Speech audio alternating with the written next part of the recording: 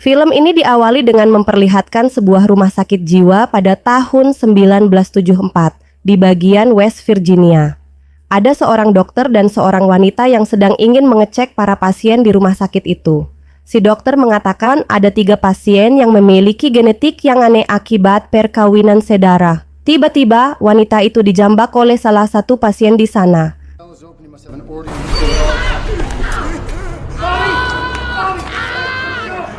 Dan ternyata ada pasien yang bernama Bobby ini diam-diam mengambil jepitan rambut milik wanita itu. Wanita tidak menyadarinya. Mereka berdua kemudian sampai di tempat 3 psikopat bersaudara ini. Dokter menjelaskan bahwa mereka ditemukan oleh seorang wanita tua ketika mereka sedang memakan orang tuanya sendiri.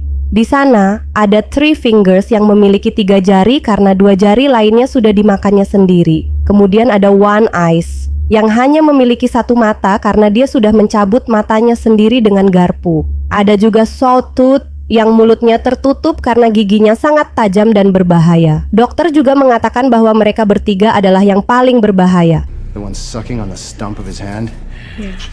He chewed off his other 2 fingers. We never found them. We think he... Bobby mencoba membuka sil dengan jepitan rambut itu, tapi karena Bobby ini terlalu cupu dan tidak memiliki pengalaman, dia pun gagal. Kemudian 3 brothers membantu Bobby dan membuka sel tersebut. Mereka pun meminta cepit rambutnya. Tentu saja karena mereka ini sudah banyak pengalaman, maka mereka cukup mudah membuat sel tersebut.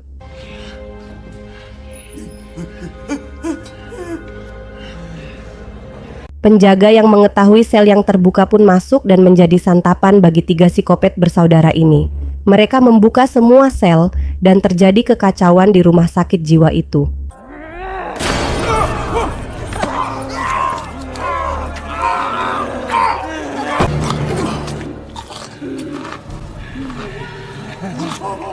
Dan kemudian wanita yang dijambak rambutnya tadi menjadi korban pertama kekejaman 3 psikopat dan tewas disetrum listrik.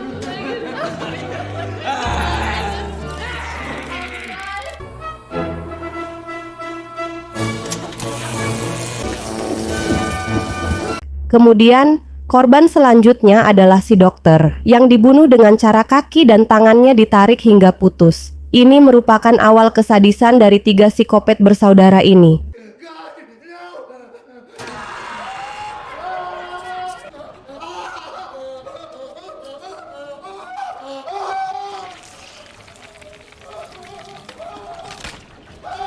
Singkat cerita, film melompat ke tahun 2003 di sebuah kampus yang bernama Western University. Kemudian kita melihat beberapa pasangan sedang melakukan kuk geruk kuk. Kiu kiu, cukurukuk, kukru, kukru, empuk jeru.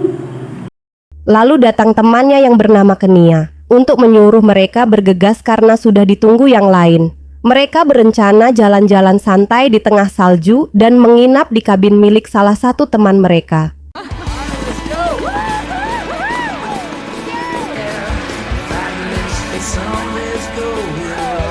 Singkat cerita, malam tiba dan badai salju menghalangi perjalanan mereka. Mereka melihat sebuah bangunan tua dan memutuskan untuk berlindung di sana.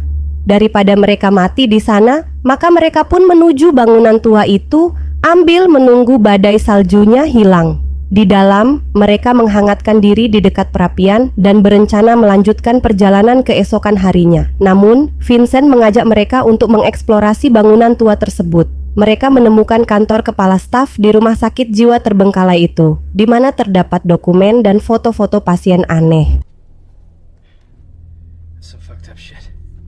Kemudian di depan rumah sakit itu kita melihat ada 3 brothers sedang menyeret seorang manusia. Tentu saja manusia itu akan menjadi stok bahan makanan untuk mereka. Kembali ke para remaja, saat mereka sedang bersantai bersama pasangan mereka, kecuali si Keina yang masih jomblo, kemudian si Vincent bersama pasangannya mau mencari kamar untuk mereka tidur dan mengajak Keina mencari kamar agar tidak jadi obat nyamuk di sana.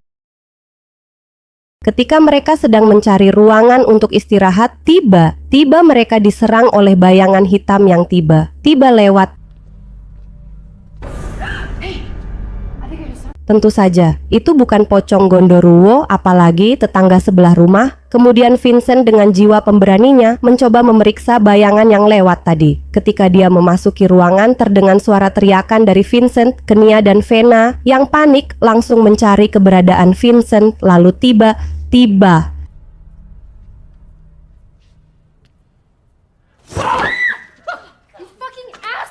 yang ternyata hanya prank dari Kevin. Kemudian mereka kembali ke rombongannya.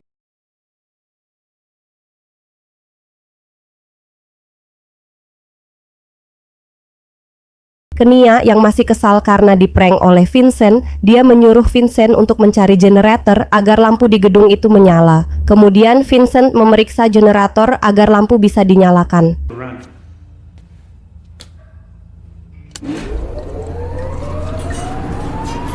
Mereka menari bersama setelah lampu dinyalakan tanpa sadar bahwa mereka sedang diamati oleh One Eyes dari balik kaca. Setelah berjoget, mereka pergi ke sebuah ruangan seperti ruangan bioskop.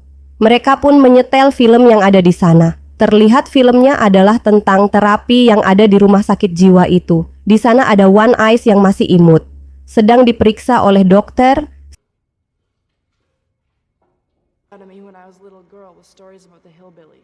Setelah mereka menonton film tersebut, mereka beristirahat untuk melanjutkan perjalanan esok hari. Namun, Vincent tidak bisa diam dan terus mengelilingi tempat itu. Ketika Vincent sedang berkeliling, dia melihat seseorang sedang duduk. Ketika dia menghampiri orang itu, ternyata orang itu sudah menjadi mayat. Lalu kemudian,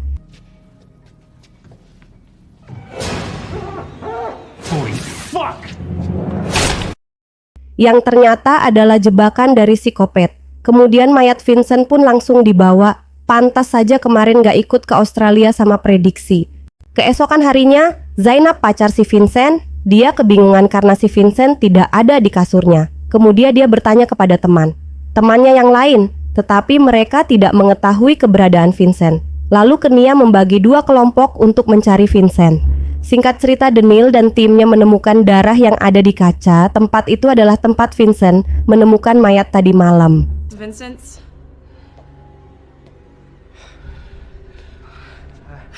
Di tempat lain, Jenna masuk ke salah satu ruangan. Ternyata ruang seperti dapur itu menjadi ruangan pemotongan para psikopat.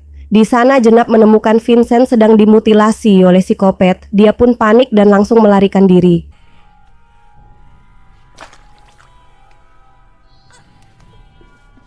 Ketika kelompok ini sudah menjadi satu kembali, Jenna pun menceritakan semuanya, bahwa si Vincent sudah tewas terpotong, dan akan dijadikan SOP daging. Lalu, tiba-tiba ada jaket yang terlempar ke arah mereka. Ketika dicek, ternyata itu adalah kepala si Vincent. Tidak sampai di sana, 3 psikopat bersaudara ini sudah menyiapkan jebakan untuk mereka. Wanita yang bernama Claire yang berada di posisi belakang, dia terkena jebakan kawat dari 3 psikopat bersaudara ini. Lalu, kemudian pakarnya dari si Claire, yang sepertinya dia ini agak bodoh, mencoba untuk menolong Claire. Tetapi dia menarik Claire dari bawah, sedangkan Three Brothers juga menarik Claire dari atas. Otomatis mereka saling menarik. Alhasil kepala Claire putus akibat mereka saling tarik-menarik.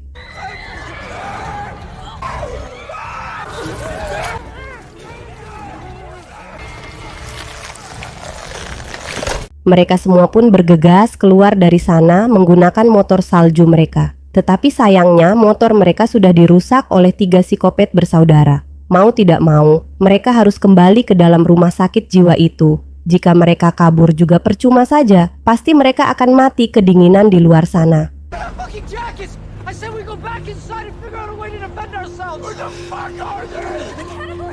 Mereka pun memutuskan untuk melawan para psikopat itu, kecuali si Lauren. Dia mencoba untuk pergi dari sana dan meminta pertolongan dari para polisi. Ketika mereka sudah kembali ke dalam rumah sakit itu, mereka pun bersembunyi di salah satu ruangan, tetapi mereka tidak bisa hanya bersembunyi dan berdiam di dalam ruangan itu. Lalu, Sikil, Daniel, dan Sarah mereka berencana untuk mengambil senjata yang ada di basement, sementara sisanya berjaga di dalam ruangan itu.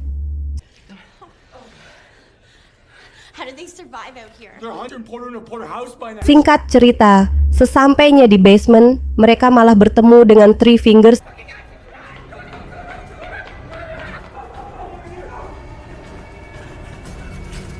Sementara rombongan Kenia yang berada di dalam ruangan, pintu mereka seperti diketuk oleh seseorang. Mereka kira itu adalah rombongan Kyle, tapi ternyata itu adalah ulah si One Eyes yang berusaha masuk dan menangkap mereka. Tapi untung saja mereka masih bisa selamat.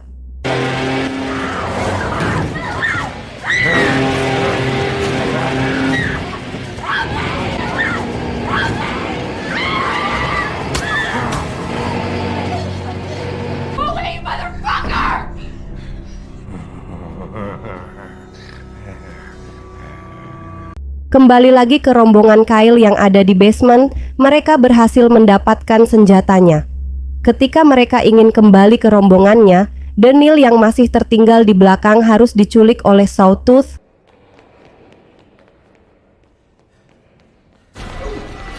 Lalu Daniel disiksa oleh para psikopat itu dengan cara daging Nia disayat sedikit demi sedikit, lalu daging Nia mereka celupkan ke kuah yang sudah mereka racik sendiri dan kemudian daging Nia mereka makan.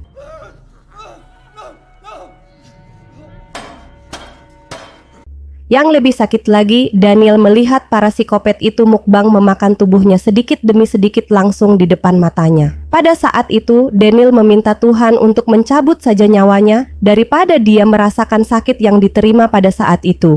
Kemudian, Kenia membuat sebuah rencana untuk memasukkan 3 psikopat ini ke dalam selnya. Rencana mereka pun dimulai, dan akhirnya mereka berhasil memasukkan 3 psikopat bersaudara ini ke dalam sel yang ada di rumah sakit itu.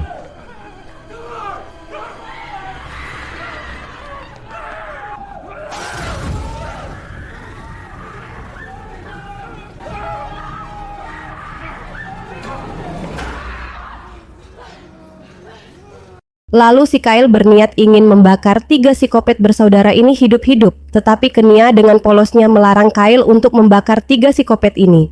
Dia mengatakan kita tidak seperti mereka. Dengan rayuan Kenia, Phile pun tidak jadi membakar mereka. Dan tentu saja, disinilah letak kesalahan mereka. Ibaratkan mereka ini hanya menunda waktu kematian mereka. Singkat cerita, si Kyle yang sedang menjaga sel dari para psikopat ini, dia tidak mengetahui kalau para psikopat ini masih menyimpan jepitan rambut milik wanita yang ada di awal scene tadi. Dan pada saat Kyle sedang tertidur, mereka pun membuka selnya menggunakan jepitan rambut itu. Pasti kalian sudah tahu apa yang akan terjadi kepada si Kayla. Dan seperti yang saya katakan tadi, mereka hanya menunda kematian mereka. Kalau mereka tidak membunuh 3 psikopat bersaudara ini.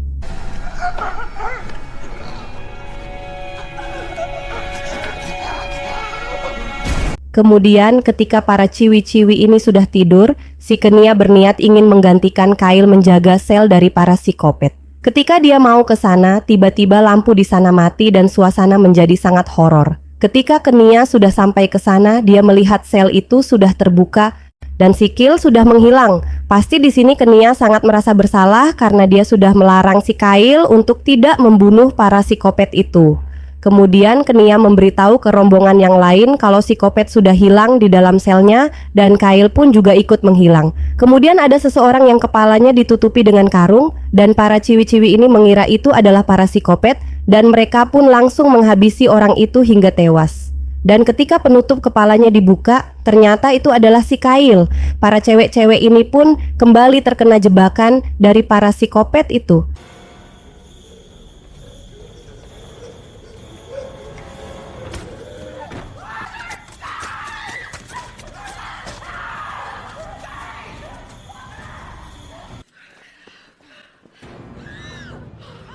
Dan para ciwi-ciwi ini dikejar oleh Three Brothers. Ketika mereka mau keluar dari sana, ternyata pintunya sudah dirantai. Mereka pun pergi menuju ke lantai atas dan mereka masuk ke sebuah ruangan. Ternyata ruangan itu adalah kamar dari para 3 psikopat bersaudara. Mereka pun mengambil jaket dan beberapa peralatan di kamar itu. Look, coats, grab some gear. No, I'm not putting those clothes on. Kemudian mereka keluar melalui jendela yang sudah tertutup oleh salju dan mereka harus melubangi salju itu. Akhirnya Sarah berhasil membuat lubang dan mereka pun keluar dari sana. Tetapi si Jenap yang masih tertinggal di belakang, dia pun harus tewas.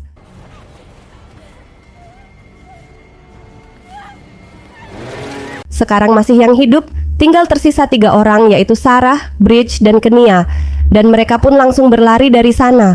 Tetapi pengejaran tidak berhenti sampai di sana. Three Brothers menggunakan motor salju milik para remaja itu mengejar para cewek-cewek ini. Si Bridge pun harus tertangkap oleh si One Eyes yang lalu. Kemudian tubuhnya langsung digiling menggunakan ban motor itu hingga akhirnya dia pun tewas.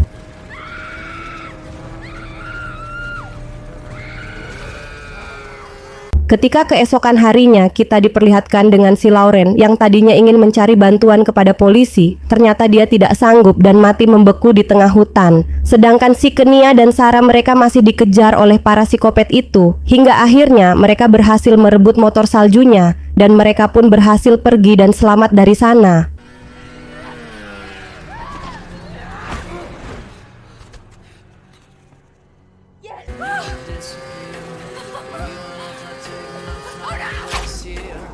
Ending yang sangat membagongkan.